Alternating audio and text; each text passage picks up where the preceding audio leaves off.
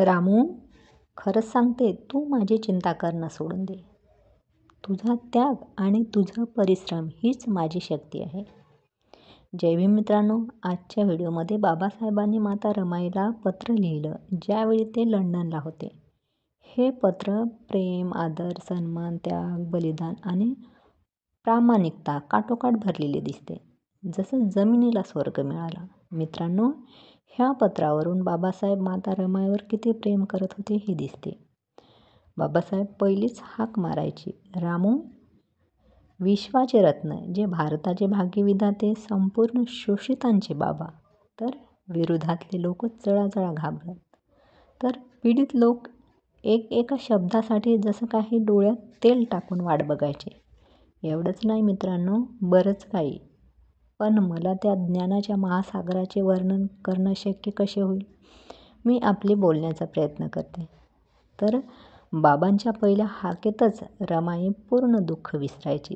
तर बाबासाहेबांना सुद्धा वाटायचं की त्यांची प्रिय पत्नी गुणी आहे, संपूर्ण संसाराचा गाडा एकटी समर्थपणे स्वाभिमानाने पार पाडणारी, संसारासाठी शेणाच्या गोवऱ्या थापण्यापासून ते मुलाचा अंतिम संस्कार एकटीने पार पाडणारी माई. पण बाबासाहेबांना कुठलाही शिक्षणात अडथळा येऊ नाही देणारी. जसा देशने समाज बाबासाहेबांचे उपकार फेडू शकत नाहीत, तसे बाबासाहेब सुद्धा रमाईचे उपकार फेडू शकत नव्हते. माई बाबांची ताकद होती, त्यांचा जीव की प्राण होती. प्रेमाचा अर्थ राष्ट्रनिर्माते बाबासाहेब आणि 9 कोटीची माई यांच्यामध्ये पाहून डोळे ओले होऊन आदराने नतमस्तक झाल्याशिवाय राहणार नाहीत. बाबासाहेबांना बाबासाहेब बनवणारी सगळ्यात मोठी शक्ती ही रमाईच आहे.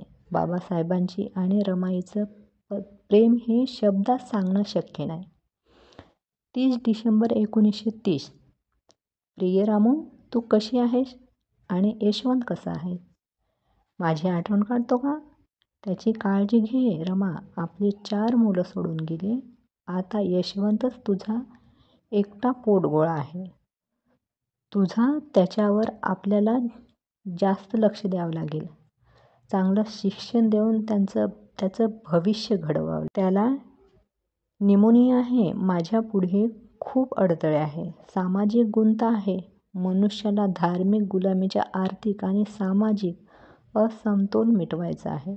मी गोलमेज परिषदेचा विचार केला तर माझ्या डोळ्यासमोर देशाच्या समस्त पीडितांचा संसार उभा राहतो.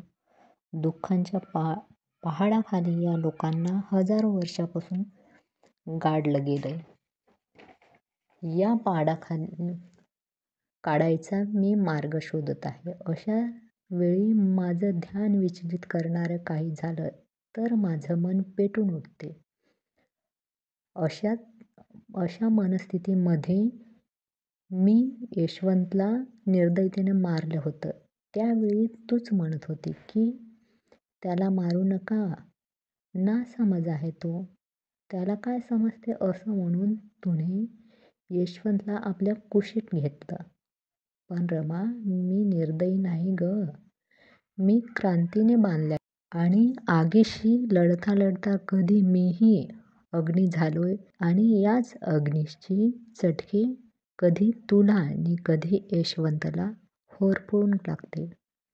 मला माहीतच नाही पडत.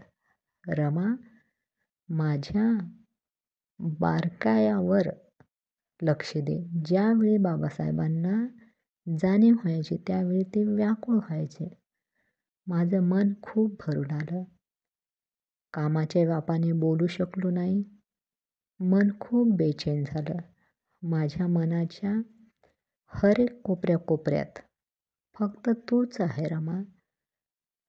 तुझा त्याग, तुझे परिश्रम, तुझी बेचैनी आठवत आहे आणि तुझी सगळी घुसमट आठवली आणि माझं मन श्वास संपत चाललाय म्हणून पेन हातात घेतला आणि मनाला समजवत आहे. रामू, खरंच सांगते, तू माझी काळजी करणं सोडून दे. यशवंतला आई आणि मला तुझी साथ हवी. तू ऐकत जा. स्वतःची काळजी घे. मी गोलमेज परिषद संपताच येतो. सगळं मंगल हो. तुझाच भीमराव. जसं बाबासाहेब आणि माता रमाईचं प्रेम होतं तसं संपूर्ण विश्वाला अनुकरणीय आहे. त्यागाविना प्रेम निरर्थ आहे. या पत्रापासून आपल्याला प्रेरणा मिळते. पण खरंच आपण बाबासाहेबांचे विचार आणि रमाईच्या त्यागाची आणि विचाराला समजून जीवनात अनुसरण करत आहो का? हे प्रश्न आपल्याला सगळ्यासमोर आहे आणि त्याचं उत्तर आपल्याला इमानदारीने द्यायचं आहे. मित्रांनो, आजच्या व्हिडिओमध्ये बस एवढंच.